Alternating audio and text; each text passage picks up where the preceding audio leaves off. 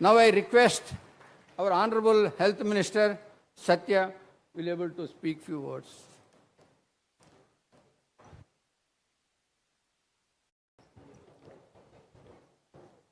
ఇవాళ కిమ్స్ సికరా హాస్పిటల్ ప్రారంభోత్సవంలో ముఖ్య అతిథిగా వచ్చిన ఆంధ్రప్రదేశ్ గౌరవ ముఖ్యమంత్రి వర్యులు గౌరవ చంద్రబాబు నాయుడు గారికి, వేదిక మీద ఉన్న గౌరవ మంత్రివర్యులకి, ప్రజాప్రతినిధులకి, ముఖ్యంగా కిమ్స్ సికరా యాజమాన్యం చైర్మన్ వల్లేని భాస్కర్ రావు గారికి, కుటుంబ సభ్యులకి, ఈ సమావేశానికి ఇచ్చేసిన ప్రముఖులందరికీ నమస్కారం. ముందుగా గుంటూరు పట్టణంలో 200 పడకల ఆసుపత్రిని state of the art diagnostic surgical ఎక్విప్మెంట్తో ప్రారంభించి నాణ్యమైన సేవల్ని గుంటూరు జిల్లా, పల్నాడు జిల్లా ప్రాంత వాసులకు అందించాలనే ఒక సదుద్దేశంతో ఈ ఆసుపత్రిని ప్రారంభిస్తున్న సందర్భంగా భాస్కర్రావు గారికి, వారి తనయులు డాక్టర్ అభినయ్ గారికి, అద్విక్ గారికి నేను ముందుగా శుభాకాంక్షలు తెలియజేస్తున్నాను. వారి ప్రస్థానం 2000 సంవత్సరంలో మొదలైంది. ఒక యాదృచ్ఛికం ఏంటంటే, వారు మొట్టమొదటి ఆసుపత్రి నెల్లూరులో 200 పడకల ఆసుపత్రి బొల్లేని హాస్పిటల్ని ప్రారంభించినప్పుడు నేనున్నాను. ఇవాళ సేవల్ని విస్తరిస్తూ 16వ ఆసుపత్రి ప్రారంభిస్తున్న సందర్భంగా కూడా నేనున్నాను. అయితే చిన్న తేడా ఏంటంటే, ఆనాడు ఆసుపత్రి ప్రారంభోత్సవంలో ముఖ్య అతిథిగా ఉంటున్న కేంద్ర మంత్రి వెంకయ్య నాయుడు గారికి నేను ఓఎస్డీగా ఉన్నా. ఇవాళ ఈరోజు కార్యక్రమంలో ముఖ్య అతిథిగా ఉంటున్న చంద్రబాబు నాయుడు గారి మంత్రివర్గంలో మంత్రిగా ఉన్నా. 2 సందర్భాల్లో ఉన్నా అంటే ఆ ప్రస్థానాన్ని నేను ఆనాటి నుంచి ఈనాటి దాకా చూస్తూ ఉన్నా. ఎంతో కఠోర పరిశ్రమ, సేవ చేయాలనే ఆలోచన, ప్రజల్ని భాగస్వాములు చేసుకుంటూ వారి జీవన ప్రమాణాలను పెంచాలనే ఆలోచన లేకపోతే ఇతని సుదీర్ఘ ప్రయాణం సాధ్యం కాదు. ఒక ఆసుపత్రి నుంచి వాళ్ళ 16 ఆసుపత్రులు, 200 పడకల ఆసుపత్రి నుంచి 5000 పడకల ఆసుపత్రి, ఒక పట్టణం నుంచి ఇవాళ ఆంధ్రప్రదేశ్, తెలంగాణలో అన్ని పట్టణాలకు విస్తరిస్తూ 5 రాష్ట్రాలకు కూడా విస్తరించడం, ఆ క్రమంలో నాణ్యమైన వైద్య సేవలను అందిస్తూ మంచి పేరు తెచ్చుకోవడం చిన్న విషయం కాదు. ఈ సందర్భంగా నేను బొల్లినేని కుటుంబంకి ప్రత్యేకంగా అభినందనలు తెలియజేస్తున్నాను. వ్యాపారం మనం చూసాం, ఇప్పుడే చెప్పాను నేను, state of the art equipment. ఇటువంటి ఇన్ఫ్రాస్ట్రక్చర్ క్రియేట్ చేయాలన్నా, ఇంత అధునాతనమైన పరికరాలను సమకూర్చాలన్నా, అదే క్రమంలో ఇటువంటి నైపుణ్యత కలిగిన సిబ్బందిని తీసుకోవాలన్నా చాలా డబ్బుతో కూడుకున్న పని. అయితే ఇంత వ్యాపార కోణంలో చూడాల్సిన అవసరం ఉంది. కానీ ఆ వ్యాపార దృక్పథంతో పాటు కాస్త మానవతావాదాన్ని అద్ది సేవాభావంతో దాదాపు 2 దశాబ్దాలకు పైగా విశిష్టమైన వైద్య సేవలను అందిస్తున్నందుకు వారి శుభాకాంక్షలు తెలియజేస్తున్నారు. ప్రైవేటు భాగస్వామ్యం కూడా రావాల్సి ఉంటుంది. పెద్ద దేశంలో ఈ ఆర్థిక వనరుల్లో ఇబ్బంది ఉన్న దృష్ట్యా ప్రభుత్వంతో పాటు ప్రైవేటు భాగస్వామ్యం వస్తేనే ఏ రంగమైనా ముందుకెళ్తుంది. వారి విశేష సేవలు అందిస్తున్నారు. రాబోయే రోజుల్లో ప్రభుత్వంతో కొలాబరేట్ చేసి వారి సేవల్ని మరింత విస్తృతం చేసి పేద ప్రజలకి నాణ్యమైన వైద్య సేవలు అందించాల్సిందిగా ఈ సందర్భంగా వారికి నేను మనవి చేసుకుంటున్నాను. నేను ప్రైవేట్ భాగస్వామ్యం అంటున్నప్పుడు ప్రభుత్వం నుంచి జరగట్లేదా? ప్రభుత్వం నుంచి అనేక రకాలైన పనులు జరుగుతున్నాయి. ఇవాళ రాష్ట్రంలో 10,032 గ్రామాల్లో ఆయుష్మాన్ ఆరోగ్య మందిర్లు, 1800 ప్రైమరీ హెల్త్ సెంటర్లు, 175 కమ్యూనిటీ హెల్త్ సెంటర్లు, 55 ఏరియా హాస్పిటళ్ళు, 9 డిస్ట్రిక్ట్ హాస్పిటళ్ళు, 17 టీచింగ్ హాస్పిటల్స్ ఉన్నాయి. చాలా పెద్ద ఎత్తున ఖర్చు పెట్టడం జరుగుతూ ఉంది.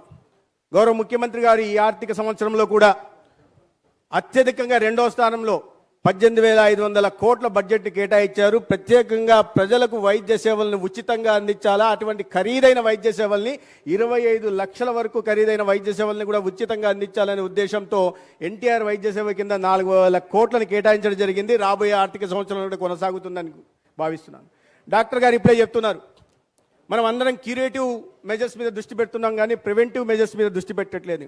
కానీ ఈ ప్రభుత్వం గౌరవ ముఖ్యమంత్రి గారి నాయకత్వంలో ప్రివెంటివ్ కేర్ మెజర్స్ మీద దృష్టి పెట్టి ప్రధానంగా ఇవాళ చాలా పెను సవాలుగా ప్రజల ముందు నిలబడి ఉన్న ఈ ఎన్సిడి నాన్ కమ్యూనికబుల్ డిసీజెస్ ఏమున్నాయో వాటి మీద ప్రత్యేకంగా దృష్టి పెడుతూ డయాబెటీస్ కానీ లేదా ఈ హైపర్ టెన్షన్ని కానీ తగ్గించే ప్రయత్నం చేయడం, వారికి సర్వే చేయడం, వారిని గుర్తించడం, సరైన వైద్య చికిత్సలు అందించడం, తర్వాత గుండె జబ్బుల బారిన పడకుండా కాపాడే ప్రయత్నం చేస్తుంది. దాంట్లో భాగంగా సెగ్మెంట్ ఎలివేటెడ్ మయోకార్డియల్ ఇన్ఫ్రాక్షన్ పేరుతో, స్టెమీ పేరుతో ఏ సిఎస్సికైనా కూడా గోల్డెన్ అవర్లో ఒక పేదవాడి ప్రాణం పోకుండా కాపాడుకోవడం కోసం 45,000 రూపాయల ఇంజెక్షన్ టెనెక్టాప్లేజ్ని ఉచితంగా ముఖ్యమంత్రి గారి నాయకత్వం వల్ల రాష్ట్ర ప్రభుత్వానికి, రాష్ట్రంలో పేద ప్రజలకు అందించే ప్రయత్నం చేస్తున్నాం. ఈ స్టెమీ కార్యక్రమం మొదలుపెట్టినప్పటి నుంచి గత 4 నెలల్లో 1968 అటువంటి పేద ప్రాణాలని కాపాడడం జరిగింది. ఆ కుటుంబాలు వీధిన పడకుండా వాళ్ళని సంరక్షించుకోవడం జరిగింది. అటువంటి ప్రయత్నాలు ఇవాళ రాష్ట్రంలో ప్రభుత్వం, ఎన్డీఏ ప్రభుత్వం చేస్తూ ఉంది. అదే కాకుండా క్యాన్సర్ ఇవాళ పెను మహమ్మారిగా మారింది. అయితే ప్రివెంటివ్ మెజర్స్ తీసుకోవాలంటే ముందు గుర్తించాల్సిన అవసరం ఉంది.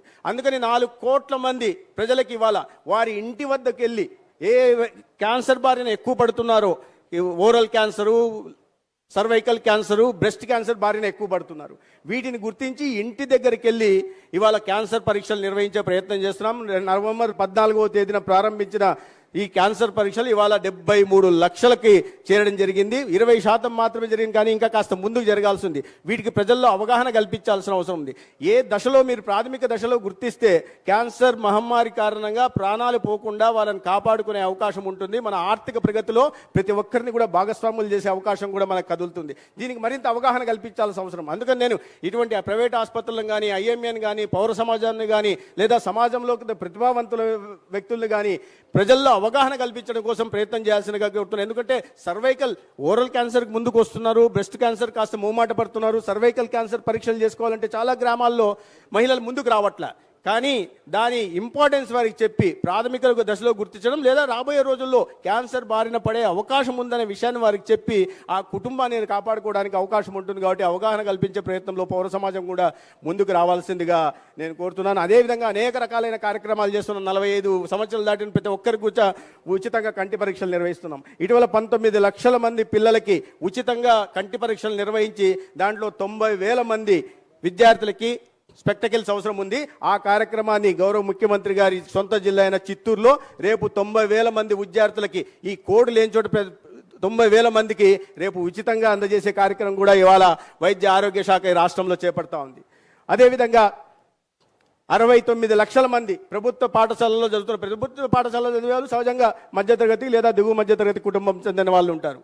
కాబట్టి వాళ్ళలో ఇప్పటి నుంచే అంగన్వాడీ సెంటర్లలో 6 నెలల పిల్లల దగ్గర నుంచి 18 సంవత్సరాల జూనియర్ కాలేజీలో చదువుతున్న ప్రతి ఒక్కరికి కూడా ఇవాళ రాష్ట్రీయ బాల స్వాస్థ్య కార్యక్రమం కింద పరీక్షలు నిర్వహిస్తున్నాం. దాని కారణంగా ఇవాళ పిల్లల్ని 4 డిలేస్ ఏవైతే ఉంటాయో, డెఫిషియన్సీస్ కానీ లేదా బర్త్ డిలేస్ కానీ, ఇటువంటి డిసీజెస్ కానీ 4 Dsని గుర్తించి తద్వారా 44 రకాల వ్యాధుల బారిన పడే విషయాన్ని గుర్తించి ఇక్కడి నుంచే వాళ్ళ హెల్త్ రికార్డుని కూడా, ఈహెచ్ఆర్ని కూడా తయారు చేసి భవిష్యత్తులో ఆ ఈహెచ్ఆర్ ఆధారంగా కూడా వారికి నాణ్యమైన వైద్య సేవలు అందించి వాళ్ళలో మానసిక ఎదుగుదలతో పాటు శారీరక ఎదుగుదలకు కూడా కావడానికి ప్రయత్నం ఇవాళ రాష్ట్రంలో జరుగుతుంటే అనేక రకాలైన కార్యక్రమాలు ఇవాళ రాష్ట్రంలో జరుగుతున్నాయి. అయితే ఈ క్రమంలో అనేక రకాలైన ఇబ్బందులు ఎదుర్కొనడం జరుగుతూ ఉంది. కేంద్రంలో నరేంద్ర మోడీ గారి ప్రభుత్వం, రాష్ట్రంలో చంద్రబాబు నాయుడు గారి ప్రభుత్వం వైద్య రంగానికి విశేషమైన ఇది అందిస్తున్నప్పటికీ నేను రాజకీయాలు ఇక్కడ మాట్లాడదలుచుకోలేదు. ఎందుకంటే ఒక ప్రస్తావన తెచ్చారు ఇప్పుడే డాక్టర్ గారు, అవయవ దానం గురించి మాట్లాడారు వారు. అవయవ దానం కూడా మీరు ఒక విషయం చెప్పాల్సింది ఇక్కడ. నేను ఇవాళ ఈ సంవత్సరంలో మన ప్రభుత్వం వచ్చినప్పటి నాటి జూన్ నాటి నుంచి ఈ రాష్ట్ర చరిత్రలో ఏనాడు జరగని విధంగా అతి ఎక్కువ మంది 69 మంది అవయవ దానం చేస్తే 252 ట్రాన్స్ప్లాంటేషన్లు జరిగాయి. గతంలో ఏనాడు కూడా జరగలేదు. మరి ప్రజలు ఎందుకు ముందుకు వస్తున్నారంటే కారణం ఉంది. డాక్టర్ గారు ఈ మన ప్రభుత్వం వస్తూనే ముఖ్యమంత్రి గారి ఆదేశాల మేరకు ఈ అవయవదానం చేస్తున్న వారికి ఒక 10,000 రూపాయలు ఇవ్వడం, వారిని గౌరవంగా ఆసుపత్రి నుంచి ఆ పార్థివ దేహాన్ని తీసుకెళ్లడం, సొంత గ్రామానికి చేర్చడం, తర్వాత జిల్లా అధికారి కలెక్టర్ కానీ లేదా ఎస్పీ సారథ్యంలో వారి అంత్యక్రియలు నిర్వహించే విధంగా కూడా జీవో ఇవ్వడం జరిగింది. రాబోయే రోజుల్లో ఆ కుటుంబంలో నేను గౌరవ ముఖ్యమంత్రి గారి దృష్టికి తెస్తున్నా, ఆ కుటుంబంలో ఇంత అవయవ దానం చేయడానికి ఇంత ఉదాత్తతో ముందుకు వస్తున్న ఆ కుటుంబాన్ని గుర్తించి, వారి దాతృత్వాన్ని గుర్తించి, వారి గొప్పతనాన్ని గుర్తించి, ఆ కుటుంబంలో ఎవరికైనా మనం కాంట్రాక్ట్ బేసిస్లో కానీ లేదా అవుట్సోర్సింగ్లో ఉద్యోగం ఇచ్చే అవకాశాన్ని కూడా గౌరవ ముఖ్యమంత్రి గారు గుర్తించాల్సిందిగా నేను కోరుతున్నా. గతంలో మరి ఇంత పెద్ద ఎత్తున ఎందుకు రాలేదు అంటే బహుశా వాళ్ళు ఇస్తున్న అవయవాలను కూడా ఏమన్నా బహుశా అనుకున్నారేమో తెలియదు. గతంలో ఏనాడు రాలి 5 సంవత్సరాల్లో రాని విధంగా సడన్గా ఈ సర్జ్ ఇక్కడి నుంచి జూన్ వచ్చినప్పటి నుంచి అందరు అవయవ దానం ముందుకు రావడానికి జీవో ఒక కారణం కావచ్చు, కానీ ప్రభుత్వం వారి సేవల్ని గుర్తిస్తుంది అనే భావంతో ఇవాళ కుటుంబ సభ్యులు ముందుకు వస్తున్నారు. 10 సంవత్సరాల నేను అబ్బాయి కూడా ముందుకు రావడం జరిగింది, జెమ్స్ హాస్పిటల్లో దురదృష్టవశాత్తు మరణించిన. అయితే రాష్ట్రంలో 5 సంవత్సరాలు జరిగిన విధ్వంసాన్ని సరిచేయడం అంతా నేను రాజకీయాలు మాట్లాడదలుచుకోలే, కానీ సరిచేయడం చిన్న విషయం కాదు. వాస్తవ పరిస్థితులు కూడా చెప్పాల్సిన అవసరం ఉంది. మంత్రిగా బాధ్యతలు తీసుకుంటూనే నేను ముందు మంత్రి శాఖకి వెళ్ళిన తర్వాత ఏంది చూద్దామంటే ముందు నాకు చెప్పింది ఏంటంటే, సార్ ముందు 6,500 కోట్ల అప్పు ఉంది, దీన్ని తీర్చండి, తర్వాత మిగతా విషయాలు మాట్లాడుకుందామని. కాదు కదా, హాస్పిటల్ కట్టచ్చు కదా, దీంట్లో స్ట్రెంథన్ చేయొచ్చు కదా, అక్కడ డాక్టర్ల నియామకం చేయొచ్చు కదా అంటే అవి ఏమీ లేవు. ముందు 6,500 కోట్లు అప్పు ఉంది, ముందు దీన్ని కట్టండి, ఆరోగ్యశ్రీ కింద పేదలకు ఉచితంగా వైద్యం అందించాలి. అది గతంలో ప్రభుత్వం ఇవ్వకుండా 2,500 కోట్లు అప్పు పెట్టిపోయింది. తర్వాత డ్రగ్స్ సప్లైస్కి 1,000 కోట్లు అప్పు పెట్టిపోయింది. తర్వాత చాలా ఆర్భాటంగా మొదలుపెట్టిన మెడికల్ కాలేజీలకి 700 కోట్లు అప్పు పెట్టిపోయింది. ఎక్కడ చూసినా అప్పు తప్ప మిగతా సేవ కనిపించాల. అటువంటి పాలన సాగింది. వాటిని సరి చేసుకుంటూ ఇవాళ దానికి అనుగుణంగానే పెద్ద ఎత్తున నిధులు ఇస్తూ ఉన్నారు, బడ్జెట్ నుంచి కేటాయింపులు చేస్తున్నారు. ఇవాళ అప్పులు చెల్లించుకుంటూ ఆ గ్యాప్స్ సరి చేసుకుంటూ ఆ డెఫిషియన్సీని కూడా సరి చేసుకుంటూ రోడ్డుపాట్లను పూడ్చుకుంటూ ముందుకు తీసుకెళ్లే ప్రయత్నం చేస్తుంటాం. గతంలో ఎప్పుడు ఒక 5 సంవత్సరాల్లో ఒక్క హాస్పిటల్ అప్గ్రేడేషన్ కూడా పోలే. కేంద్ర ప్రభుత్వం ఆయుష్మాన్ ఆరోగ్య మందిర్లను కట్టడానికి వెసులుబాటు కల్పిస్తే 5 సంవత్సరాల్లో కేవలం 1000 మాత్రమే కట్టగలిగారు. దానికి ఆర్భాటంగా విలేజ్ హెల్త్ క్లినిక్ అని పేరు పెట్టి బొమ్మ వేసుకున్నారు, కానీ వాటిని పూర్తి చేసే ప్రయత్నం చేయాల. ఇప్పుడు మిగిలిన 9,000కు పైగా కట్టాల్సిన బాధ్యత ఇవాళ ఈ ప్రభుత్వం, కొత్త ప్రభుత్వం మీద పడింది. అన్ని విధాల అన్ని రకాలుగా కూడా ఇటువంటి చర్యలే తీసుకున్నారు. గతంలో ఏదైతే అప్గ్రేడేషన్ చేశారో కమ్యూనిటీ హెల్త్ సెంటర్లని, వాటిని కూడా పూర్తి చేయలే. వాటిని పూర్తి చేయకపోతే ఇప్పుడు మనం పూర్తి చేస్తున్నాం. నందిగామ గతంలో 2018లోనే ఎవరు చంద్రబాబు నాయుడు గారు మంజూరు చేశారు, అది పూర్తి చేయలే. జమ్మలమడుగులో మంజూరు చేశారు, పూర్తి చేయలే. ధర్మవరంలో మంజూరు చేశారు, పూర్తి చేయలే. వాటిని ఇప్పుడు మనం చేస్తున్నాం. కానీ వాళ్ళు చేసిందల్లా ఏంటయ్యా అంటే ఎన్నికలకు ముందు కొన్ని ఆసుపత్రులని, కొన్ని సిహెచ్సిల్ని అప్గ్రేడ్ చేస్తున్నట్టుగా ప్రకటన చేశారు. ఉదాహరణకు ఇప్పుడే దుర్గేష్ గారు చెప్తున్నారు, ఎలక్షన్ల ముందు వాళ్ళు ప్రకటన చేసిపోయారంటే డబ్బులు ఇచ్చారా సార్ అన్న, అడ్మినిస్ట్రేటివ్ శాంక్షన్ ఇచ్చారు కానీ పైసా ఇవ్వలేదని. పోనీ హెచ్ఆర్ ఇచ్చారా సార్ అన్న, అది ఇవ్వలేదని. అంటే మీరు డబ్బులు అడ్మినిస్ట్రేటివ్ శాంక్షన్ ఇచ్చి 5 పైసలు నిధులు ఇవ్వకుండా, హెచ్ఆర్ ఇవ్వకుండా అప్గ్రేడేషన్ ఎలా సాధ్యమవుతుందో మరి ఆ గౌరవ 5 సంవత్సరాలు అటువంటి అద్భుత పాలనను అందించిన వ్యక్తులే సమాధానం చెప్పాల్సింది. ఇవాళ మాట్లాడుతుంటారు, మెడికల్ కాలేజీల గురించి మాట్లాడుతున్నారు. ఇవాళ మనకు అవసరం ఏంటి, మనం ఎంతవరకు మనం తట్టుకోగలమనే విషయాన్ని పరిగణలోకి తీసుకోవాలా. ఇవాళ మౌలిక సదుపాయాల కల్పన మాత్రమే కాదు కదా, ఈ హెచ్ఆర్ కూడా అంటే ఫ్యాకల్టీ కూడా అంత మొత్తంలో అందుబాటులో ఉందా లేదా అనే విషయాన్ని కూడా గమనించుకోవాలా. ఆర్భాటంగా 17 మెడికల్ కాలేజీలు మొదలుపెట్టారు, పూర్తి చేయలేకపోయారు. 5 సంవత్సరాల్లో ఫైనాన్షియల్ ప్రోగ్రెస్ కేవలం 14% మాత్రమే ఉందని అంటే మీరు అర్థం చేసుకోవాలి. 14% మాత్రమే ఖర్చు పెట్టి ఆర్భాటంగా మేము 17 కాలేజీలు కట్టేశామని కూడా చెప్తున్నారు. ఇప్పుడు చంద్రబాబు నాయుడు గారి ప్రభుత్వం ఆసుపత్రులు వద్దనింది, మెడికల్ సీట్లు వద్దనింది అని ఒక్క మాట సమాధానం చెప్పాలి నాకు. గతంలో ముఖ్యమంత్రిగా ఉన్న వ్యక్తి ప్రాతినిధ్యం వహిస్తున్న నియోజకవర్గంలో కూడా ఒక మెడికల్ కాలేజీని మంజూరు చేశారు. ఆ మెడికల్ కాలేజీలో ఆయన ముఖ్యమంత్రి కాబట్టి కొద్దిగా మౌలిక సదుపాయాల కల్పన వరకు 75% చేశారు. కానీ ఫ్యాకల్టీని మాత్రం 50% మాత్రమే తెచ్చుకోగలిగారు. మరి ఫ్యాకల్టీ లేకుండా ఎటువంటి బోధనని, వైద్య విద్య అంటే మామూలు ఇదే కాదు కదా, ఆర్ట్స్ కామర్స్ లాంటిది కాదు కదా ట్యూషన్ చెప్పించుకోవడానికి. వైద్య విద్యను ఎలా అందించాలి? మిగతా కాలేజీల పరిస్థితి అయితే చెప్పనవసరంలే. మదనపల్లి కాలేజీలో ఈ 5 సంవత్సరాల్లో 46 కోట్లు మాత్రం ఖర్చు పెట్టారు, కాలేజీ మొదలు పెట్టారంట. 600 కోట్లు ఖర్చు పెట్టాల్సిన కాలేజీలో 46 కోట్లు ఖర్చు పెట్టి కాలేజీ మొదలు పెట్టమంటే గని భాస్కరరావు గారికి తెలుసు కాలేజీ నడపాలంటే ఎటువంటి విషయము. ఫ్యాకల్టీ లేని విషయంలో, ట్యూటర్స్ లేని సందర్భంలో, సొంత నియోజకవర్గంలో కాలేజీకే మీరు ట్యూటర్స్ తీసుకెళ్ళిపోని నేపథ్యంలో ఇవాళ తప్పుడు ప్రచారం చేసే ప్రయత్నం చేస్తున్నారు. మరీ దారుణంగా ఎటువంటి పరిస్థితి అంటే మొన్న ఒక ఉప ముఖ్యమంత్రి ప్రెస్ కాన్ఫరెన్స్ చేసి డైరెక్ట్ ముఖ్యమంత్రి గారి గురించి మాట్లాడుతున్నారు, చంద్రబాబు నాయుడు గురించి. కాలేజీలు వద్దన్నారు అని ఆయన భాషలో చెప్తూ మేము అడ్మినిస్ట్రేటివ్ శాంక్షన్ ఇచ్చాం, వి బిల్ట్ హిమంగస్ బిల్డింగ్స్ అన్నాడు. నాకు అర్థం కాల, ఏంటి హిమంగస్ బిల్డింగ్స్ బిల్డ్ చేశారు, ఎక్కడున్నాయా బాబు? మీరు వెళ్తే చిన్న చిన్న ఇవి తప్ప, పునాదులు తప్ప, లేదా 1వ ఫ్లోర్ దాకా తప్ప, అది కూడా హాస్పిటల్ తప్ప మిగతావి ఎక్కడ మొదలు కాలే. మరి ఆయన చెప్పే క్రమంలో అత్యుత్సాహం మరి ఎవరు రాసిచ్చారో నాకు తెలియదు కానీ హిమంగస్ బిల్డింగ్స్, పార్వతీపురంలో కూడా హిమంగస్ బిల్డింగ్ కట్టామన్నారు. పార్వతీపురంలో టెండరే పిలవకుండా హిమంగస్ బిల్డింగ్స్ ఎలా వచ్చాయో మరి వారే చెప్పాలి సమాధానం. టెండర్ పిలవకుండా బిల్డింగ్లు ఎవరైనా కట్టడం ఎక్కడన్నా మీరు చూసారా?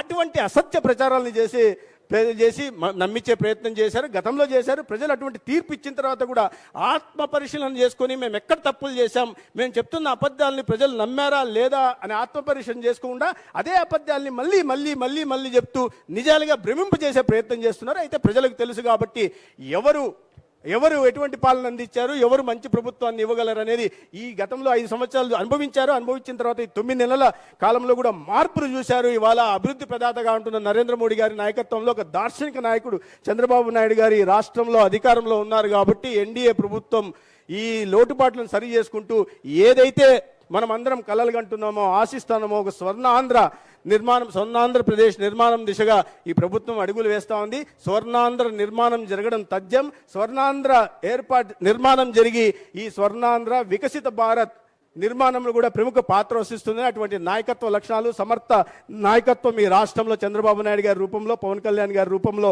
ఉందని నేను మీ అందరికీ తెలియజేసుకుంటూ, ఈ సేవా భావంతో మీరు చేస్తున్న వీటిని మరింత విస్తృతపరచాలని నేను బొల్లినేని సోదరులను కోరుకుంటూ సెలవు తీసుకుంటాను. ధన్యవాదాలు, నమస్కారం.